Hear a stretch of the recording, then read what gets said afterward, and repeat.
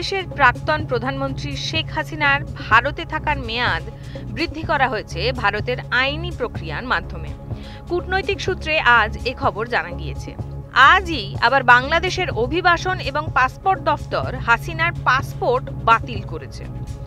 দুদিন আগেই হাসিনাকে ভারত থেকে ফেরানোর জন্য গ্রেফতারি পরোয়ানা জারি করে বাংলাদেশের আন্তর্জাতিক অপরাধ ট্রাইব্যুনাল বা আইসিটি।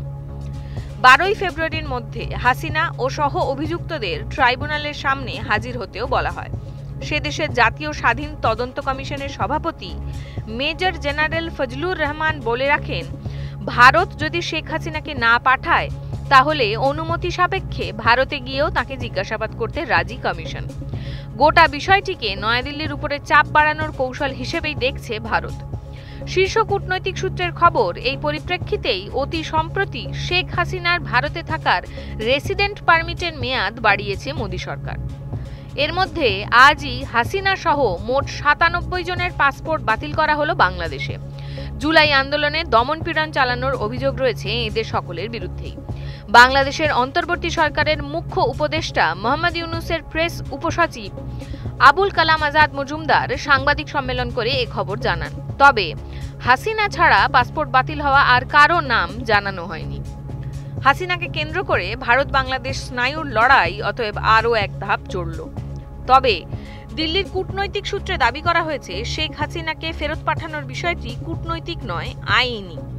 কোনো অন্তর্বর্তী সরকার অন্য রাষ্ট্রের স্থায়ী সরকারের কাছে কোনো রাজনৈতিক নেতার প্রত্যর্পণ চাইলে তার সমস্ত আইনি দিক খতিয়ে দেখা প্রয়োজন বলেই বিদেশ মন্ত্রক সূত্রে জানানো হয়েছে। ফলে হাসিনাকে ফেরত চেয়ে বাংলাদেশের পাঠানো কূটনৈতিক বার্তার বা নোট ভার্বালের উত্তর অবশ্যই দেওয়া হবে যথাসময়ে, কিন্তু তার জন্য কোনো তাড়াহুড়ো করা হবে না।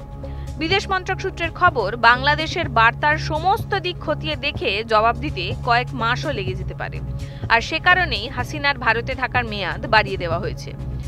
সূত্রের খবর, দিল্লির ফরেন রিজিওনাল রেজিস্ট্রেশন অফিসের মাধ্যমে আবেদন করিয়ে ভারতে থাকার কাগজ বৈধ করে নেওয়া হয়েছে।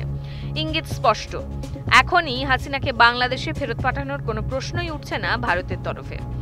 প্রসঙ্গত, ভারতের কোনো উদ্বাস্তু সংক্রান্ত আইন না থাকায় এফআরআর-ওর মাধ্যমে বাংলাদেশের নাগরিক হাসিনাকে ভারতে বসবাসের বৈধতা দেওয়া হয়েছে।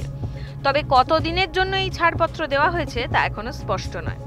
উল্লেখ্য, শুধুমাত্র একটি নোট ভার্বাল দিয়েই দিল্লির কাছে শেখ হাসিনাকে ফেরত চেয়েছিল ঢাকা।